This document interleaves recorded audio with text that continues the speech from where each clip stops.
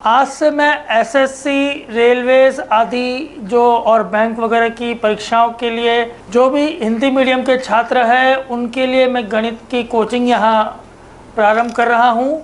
जो लोग English medium के हैं तो उनके लिए मैं अलग से वीडियो बना दूँगा। तो आइए शुरू करते हैं। तो आज जो हम लोग पढ़ेंगे, सबसे पहला टॉपिक वह है प्रतिलोम अनुपात। और आप लोगों को तो ऑब्जेक्टिव टाइप क्वेश्चंस हैं, तो मैं आपको उसके लिए भी तेजी से सिखाता हूँ कैसे तेजी से आंसर निकालना है। एक टंकी को 1 घंटे 20 मिनट में भरने के लिए 6 पाइपों की आवश्यकता पड़ती है। यहाँ लिखा है कि एक पानी की टंकी उसको भरने के लिए 6 पाइप की आवश्यकता पड़ती है और 6 पाइप उसको 1 घंटा 20 मिनट में भरते हैं। यदि उसी प्रकार के 5 पाइपों का ही उपयोग किया जाए तो वह टंकी कितनी देर में भरेगी। यानी अब अगर हमने उसी टंकी को भरना है और पाइपों को कुछ कम कर दिया तो कितनी देर में भरेगी। तो देखिए प्रतिलोम अनुपात में यहाँ लिख लो पहली स्थिति, दूसरी स्थिति, ठीक है। अब पहली स्थिति के अंदर क्या है, 1 घंटा 20 मिनट में जो है ये टंकी भरी जा रही है। मतलब 1 घंटा 20 मिनट को हम पूरे को मिनट में हम बदल दें तो 1 घंटे में होते हैं 60 मिनट और 20 मिनट और जोड़ दो, टोटल कितने मिनट हो गए, 80 मिनट। कुछ नहीं लिखना है यहाँ पे, हमने लिख दिया 80 मिनट। पहली स्थिति में 80 मिनट में जो टंकी भरी जा रही है और कितने पाइप लग रहे हैं, 6। तो यहाँ लिखा 80 मिनट और नीचे कितने पाइप लग रहे हैं, 6 पाइप 80 मिनट में भर रहे हैं, ठीक है। अब दूसरी स्थिति क्या दे रखी है, उन्होंने कहा है कि अगर हम यहाँ पर हमने सिर्फ 5 ही पाइप लिए तो कितनी देर में भरी जाएगी। जाहिर सी बात है कि ज़्यादा समय लगेगा, उसको हम मान लेंगे यहाँ पे x। यहाँ तक समझ में आ गया। पहली बात ये कैसे लिखा है एक बार फिर से बताता हूँ। पहली स्थिति में 6 पाइप 80 मिनट में भरते हैं, दूसरे इसमें पूछा 5 पाइप कितने मिनट में भरेंगे। ये बिल्कुल सरल तरीका ध्यान रखो। पहली वाली स्थिति जो है इसको कैसे करेंगे, इसका एक समीकरण बनाएंगे और इसको सॉल्व करेंगे। अब वो समीकरण कैसे बनेगा, यहाँ पे मैं प्रतिलोम अनुपात में यहाँ पे समीकरण बताता हूँ। पहली स्थिति के जो दोनों चीज़ें हैं उनको आपस में गुणा कर दो, 80 गुणित 6 बराबर जो समीकरण है दूसरे समीकरण में x गुणित y हो जाएगा। समझ में आ रहा है क्या। पहली स्थिति के जो दोनों जो आपको चीज़ें दे रखी हैं उन दोनों का आपस में गुणा कर दो और दूसरी स्थिति का आपस में गुणा कर दो, ठीक है। तो हमारी जो समीकरण के दाईं तरफ एक स्थिति आएगी, बाईं तरफ एक स्थिति आएगी। अब हमें ये समीकरण को बस हल करना है, हमारा उत्तर आ गया। अब दिखाओ, मैं यहाँ दिखाता हूँ कैसे। अब इस समीकरण को हल कैसे करना है ये भी मैं 2 मिनट में बताता हूँ। यहाँ ध्यान देना। देखो यहाँ समीकरण में हमारा चर जो है अभी दाहिने भाग में है और यहाँ बाएं भाग में हमारी पहली स्थिति है, वहाँ दूसरे भाग में समीकरण के दूसरे भाग में दूसरी स्थिति है। हमें इस चर का मान निकालना है और वही मान जो है वो हमारा उत्तर है। इसलिए मैं इसको यहाँ पर अब बाएं भाग में लिख लेता हूँ और बाएं भाग को दाहिने साइड पे लिख लेता हूँ, ठीक है। तो कोई अंतर तो नहीं पड़ा। यहाँ पे देखिए हमें x का मान निकालना है, उसके लिए इस 5 को हम समीकरण के दाहिने भाग में लेके जाएंगे। अब यहाँ पे ये गुणा हो रहा है, तो जब एक भाग से दूसरे भाग में जाते हैं तो गुणा किस में परिवर्तित हो जाएगा, भाग में। तो ये हो जाएगा x बराबर 80 गुणित 6 भागित 5 या बटे 5। बस इसको आप इसका मैं मान निकाल लो। ये क्या होगा, कितना हो रहा है, 16। तो यानी x कितना हो जाएगा, 16 गुणी 6 यानी x कितना हो जाएगा, 96। और यही हमारा उत्तर है, 96 मिनट में टंकी भर जाएगी। अब प्रतिलोम अनुपात का दूसरा सवाल ध्यान देना। एक छात्रावास में 100 विद्यार्थी है, यानी एक हॉस्टल है, छात्रावास है, उसके अंदर 100 विद्यार्थी है और उनके भोजन की सामग्री 20 दिन के लिए पर्याप्त है। मतलब जितनी वहाँ पे भोजन की सामग्री है वो छात्रावास में 100 विद्यार्थियों का जो भोजन है वो 20 दिन तक के लिए पर्याप्त है, इतना बहुत है। अब आगे क्या कह रहे हैं, यदि इस समूह में, मतलब ये जो छात्रों का समूह उसके अंदर, यदि इस समूह में 25 विद्यार्थी और आ जाए, ठीक है। यानी क्या है कि अगर ये जो 100 विद्यार्थी है इसके अंदर अब कितने 25 और आ जाए तो यानी कितने हो जाए, टोटल ये 125 हो जाए। यानी यदि इस समूह में 25 विद्यार्थी और आ जाए तो ये भोजन सामग्री कितने दिन चलेगी। निश्चित तौर पे ज़्यादा बच्चों के तो खाने की दिन जो है वो कम हो जाएंगे। ये किस टाइप का सवाल है, ये प्रतिलोम अनुपात है। प्रतिलोम अनुपात में क्या हो रहा है, हमारी 2 स्थितियां हैं, पहली स्थिति दूसरी स्थिति। इसके अंदर एक जगह पे जो है यहाँ पे हमारे विद्यार्थी हैं कि यहाँ पे, और दूसरे जो है वो खाना है, ठीक है। तो ये क्या है, अगर विद्यार्थी बढ़ते हैं खाना कम होता है, ठीक है। तो ये क्या है, प्रतिलोम का। इसको फिर से सरल तरीके से क्या करना है, ये तो आपको एग्जाम में तो विद्यार्थी और खाना भी लिखना ही, तो आपको बताने के लिए, यहाँ पर मैं सिखाने के लिए कर रहा हूँ। वरना आप क्या करोगे, सीधा पहली स्थिति कितने विद्यार्थी है, 100 विद्यार्थी, खाना कितने दिन का है, 20 दिन का। क्या कह रहे हैं, दूसरी स्थिति में क्या हो रहे हैं, विद्यार्थी बढ़ के कितने हो गए, 125, खाना कितने दिन का होगा, हमने मान लिया हमारा चर जो है वो x चर लिख दिया हमने। अब समीकरण बनाना है, कैसे बनेगा समीकरण, बताओ मेरे को फटाफट। अभी मैंने बताया था ना, इसमें क्या करेंगे, समीकरण के बाइने भाग में पहली जो स्थिति है, जो भी दोनों चीज़ें दे रखी हैं, वो आपस में गुणा कर देंगे। यानी यहाँ क्या करेंगे, 100 गुणी 20 बराबर 125 गुणी x। ठीक है, ये x आ रहा है कि नहीं आ रहा मुझे नहीं मालूम, वीडियो में आ रहा है क्या, ठीक है। हाँ, ये पीछे हमारे जो वीडियो जो शूट करने वाली है मेरी पत्नी, उसने बता दिया है कि x आ रहा है, तो ठीक है। नहीं तो यहाँ बता देता हूँ, यहाँ लिख देता हूँ, 100 गुणी 20 बराबर 125 गुणी x। ये हमारा समीकरण हो गया। समीकरण को हल करना है, अब तो कोई बात नहीं है, बहुत सरल है। कैसे करेंगे समीकरण को हल, यहाँ पे बताता हूँ। ये देखो, इसका क्या करना है, पहले जो चर वाली संख्या है उसको हम बाएं भाग में लिख लेते हैं, और जो हमारे बाएं भाग की संख्या उसको दाहिने भाग में लिख लेते हैं। तो ये हो जाएगा 100, यहाँ ये आपने देख ही लिया है, इसको मैं थोड़ा सा यहाँ पे इसको ऐसे कर देता हूँ फटाफट, 125 गुणी x बराबर 100 गुणी 20। अब क्या है, x का मान निकालना है। ये 125 जो है बाएं भाग से दाहिने भाग में जाएगा, गुणा हो रहा है, वहाँ क्या बन जाएगा, भाग। शाबाश, बहुत बढ़िया, ध्यान दो। तो x बराबर 100 गुणी 20 बटे 125, इसको भाग देंगे 125 से, क्या करेंगे, यहाँ पे बहुत ही सरल है, बताओ जल्दी से उत्तर आ गया तुम्हारा कि नहीं। 25 से ऊपर नीचे काट दो, 25 4 100, और ये 25 5 को फिर से इससे काट दो, यहाँ पे 5, और ये कितना गया 4, x हुआ 4 चौक 16 उत्तर है सीधा। बहुत तेज़ी से करना है, अभी तो यहाँ पे मैं सिखा रहा हूँ, तुमको इतनी देर में तो उत्तर निकाल लेना चाहिए। जैसे ही मैंने समीकरण बना दिया उसी समय कॉपी में मेरे बातें सुनते जाओ और साथ में समीकरण देखो कितनी देर में तुम निकालते हो। मेरे से तो पहले तुमको निकालते हुए आना ही चाहिए। नहीं आ रहा है तो समझ लो कि कहीं ना कहीं तुम्हारे को भी गुणा भाग करने में दिक्कत हो रही है, तो भी मेरे चैनल में बने रहना। मैं बहुत सरल चीज़ें जो है, जैसे परिमेय संख्याओं को कैसे करना है, मैं सब सिखा दूंगा, चिंता ही मत करो तुम। चलो अगला सवाल करते हैं। सर सवाल समझाने में जितना समय लगता है उतना लिखने में लग जाता है, खैर कोई बात नहीं। अब पढ़ो, इसको क्या लिखा है, यदि 15 श्रमिक किसी दीवार को 48 घंटे में निर्मित कर सकते हैं, यानी क्या है कि 15 मजदूर लग गए तो एक दीवार को कितनी देर में बना सकते हैं, 48 घंटे में। ठीक है, तो इसी कार्य को 30 घंटे में पूरा करने के लिए कितने श्रमिकों की आवश्यकता, 15 लोग 48 घंटे बना रही है, आपको और कम समय में दीवार बनानी तो मजदूर बढ़ाने पड़ेंगे। यानी क्या है, प्रतिलोम अनुपात है। यहाँ पे क्या हो रहा है, श्रमिक, तो श्रमिक और क्या है हमारा समय। अब श्रमिक बढ़ाते हैं तो समय कम होता है, ठीक है, श्रमिक कम करते हैं समय बढ़ता है। ये क्या है, प्रतिलोम अनुपात है। तुमको ये, हालांकि मैं यहाँ पे सिखाए प्रतिलोम अनुपात रहा हूँ तो सवाल भी ऑब्वियसली उसी के होंगे, लेकिन फिर भी जो है तुमको सवाल पढ़ के समझना है कि वहाँ पे कि क्या होने वाला है। ठीक है बेटे, तो ध्यान देना। अब इसमें क्या करेंगे, फिर से हमने क्या किया, पहली स्थिति दूसरी स्थिति। पहली स्थिति में क्या है, श्रमिक कितने हैं, 15, समय कितना लग रहा है, 48 घंटे। दूसरी स्थिति में क्या दिया है, अगर समय कितना हो जाएगा हमारा, 30 घंटे के समय में दीवार बनानी है, कितने श्रमिक लग जाएंगे, x।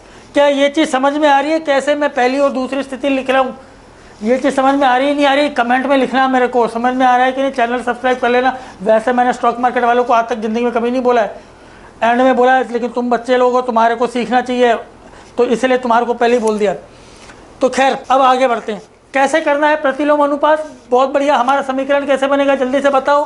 तो समीकरण बनाने की तरीके लिए क्या करेंगे, समीकरण के बाएं भाग में पहली स्थिति की जो दोनों हमारे को संख्याएं दी हुई हैं उनको आपस में गुणा कर देंगे। यानी हमारा समीकरण क्या बन जाएगा, 15 गुणी 48 बराबर, समीकरण जो है उसके दूसरी इसमें क्या आएगा, x गुणी 30। अब इसको हल कैसे करना है, बहुत ही सरल तरीका है। वापस क्या करेंगे हम लोग, इसको हल करना है, हम हमारे जो दाहिने भाग है का समीकरण के दाहिने भाग को इधर बाएं भाग में लिख लेंगे, क्योंकि उसमें हमारा चर x है जिसका हमें वैल्यू निकालनी है, जिसका हमें मान निकालना है। अब x का मान कैसे आएगा, x का मान कैसे आएगा, तो x के मान के लिए 30 को समीकरण के हम बाएं से दाएं स्थान लेके आएंगे, लेकिन 30 यहाँ पे गुणा हो रहा है, अब तक तुम्हें मालूम हो जाना चाहिए।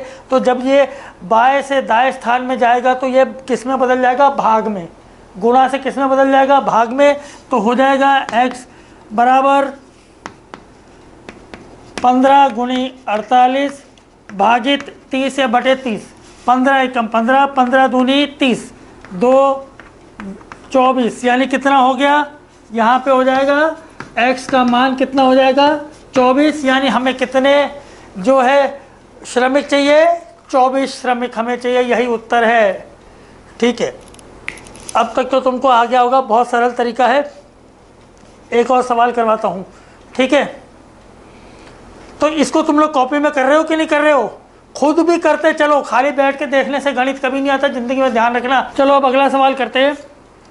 और हाँ, एक चीज़ और है, अगर आपको ये सवाल पढ़ने में दिक्कत हो रही हो या मोबाइल पर दिख नहीं रहा हो तो दो बातें, या तो एक तो मेरे को बता देना कमेंट में, दूसरा ये है कि मोबाइल पे जो तुम या देख रहे हो बच्चे, उसको ज़रा जैसे 320p पे देख रहे हो तो उसको 1080p पे देख लो, फुल HD में देख लो, जो भी है मुझे बता देना कि ढंग से दिख रहा है या नहीं दिख रहा है, नहीं तो फिर मैं इसको किसी और तरीके से कॉपी में करके बता दूंगा, ठीक है।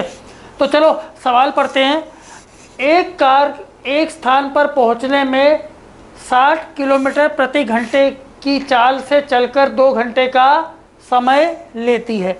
इसका मतलब क्या है, एक स्थान से दूसरे स्थान तक, यहाँ से यहाँ तक एक कार अगर 60 किलोमीटर प्रति घंटे की रफ्तार से चलती है तो उसको 2 घंटे का समय लगता है, ये एक से दूसरे स्थान तक जाने में, ठीक है।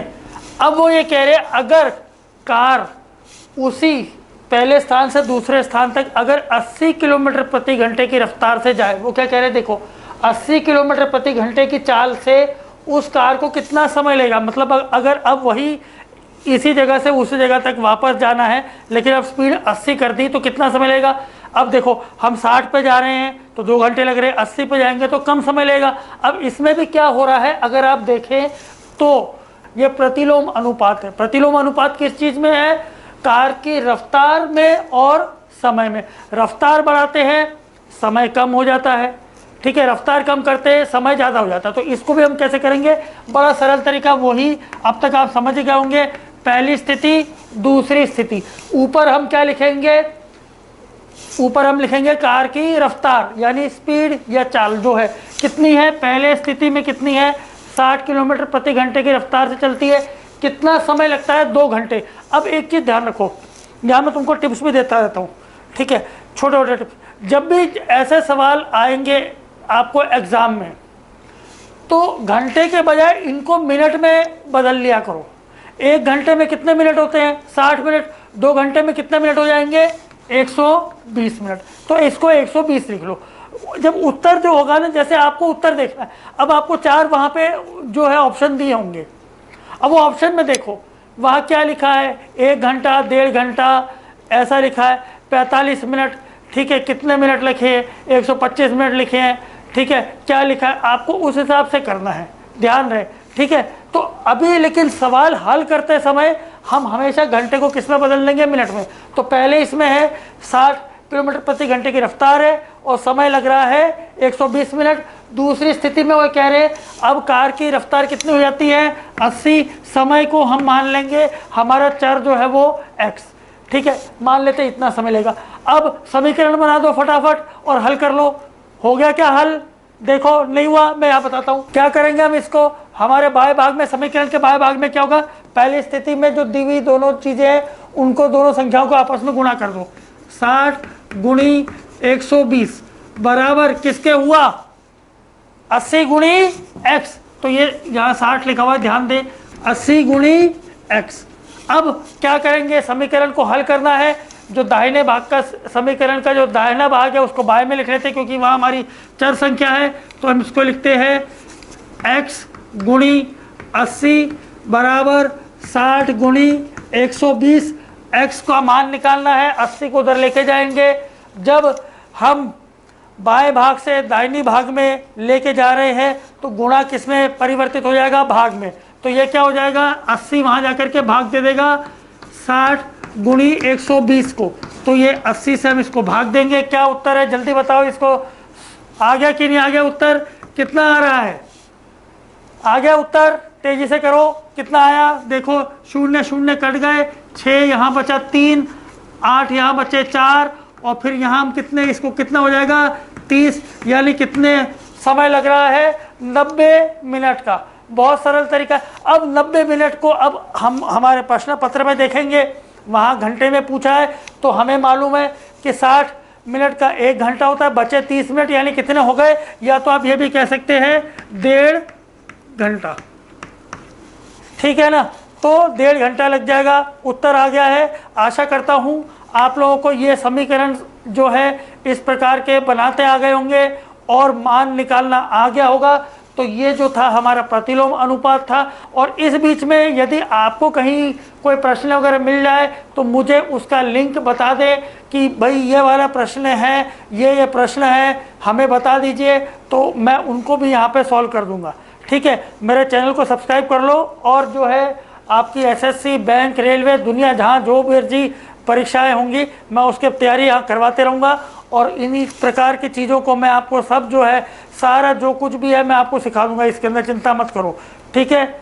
और हाँ, एक और चीज़ है, अपने मित्रों को बताना ये वीडियो डाउनलोड मत करना, ठीक है। ये बेटा गुनाह है, अपने सर के साथ भी सही नहीं करोगे तो ये नहीं करना। लेकिन हाँ, इस यूट्यूब के ऊपर जो फॉरवर्ड करने का जो लिंक बना होता है, शेयर करने का, उस बटन से अपने मित्रों को भी शेयर कर दो ताकि उनका भी भला हो। मुझे वास्तव में कोई आवश्यकता नहीं, किसी चीज़ की कोई कमी नहीं है, लेकिन सिर्फ ये है कि हिंदी मीडियम के जो छात्र हैं बेचारे, उनके पास न समय या धन या किसी भी चीज़ के अभाव के कारण वो अच्छी जगह नहीं जा पा रहे।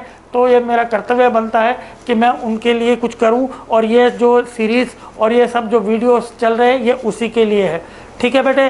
तो इस प्रकार के सवाल करना कोशिश करना, ऐसे मैंने बता दिया सरल तरीके से। हाँ, अब जो है आपको कुछ चीज़ों का ध्यान रखना है। अगली जो कक्षा है, अगले वीडियो तक आपको कुछ चीज़ों की प्रैक्टिस करनी है। वो प्रैक्टिस क्या करनी है मैं आपको बता देता हूँ यहाँ पे। तो देखो बेटा, एक बात ध्यान रखना, मैं तुम्हें बता रहा हूँ, मेरे जो जिन बच्चों के 100 में से 100 आए, कई जिनको मैंने सिखाया जो आए मेरे पास और जो क्लियर कर गए सारे एग्ज़ाम, मैंने उनसे कई चीज़ें बोली थी।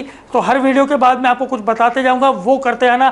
तुम हमेशा, मैं बता रहा हूँ, तुम्हारी जो कैलकुलेशन है, जो भी तुम निकालोगे वो बहुत तेज़ी से आएगा। आज जो पहला काम तुमको करना है वो ये है, 1 से लेकर 30 तक के वर्ग कितने होते हैं, क्या होता है, ये तुम्हें याद रखना है, ठीक है। और साथ ही साथ जब तुम वर्ग को यहाँ पे सीखोगे, याद रखोगे, तो उसका उलट उनका वर्गमूल भी याद रखना है, ठीक है। मात्र वर्ग ही याद नहीं रखना। जैसे 3 का वर्ग 9 है तो 9 का वर्गमूल 3 है। 10 तक के तो बहुत सरल हमें आते हैं, लेकिन हमें किसकी आवश्यकता है। जैसे 15 का वर्ग कितना होता है, 225। 225 का वर्गमूल कितना हो जाएगा, 15। इस प्रकार से तुम्हें ध्यान रखना है।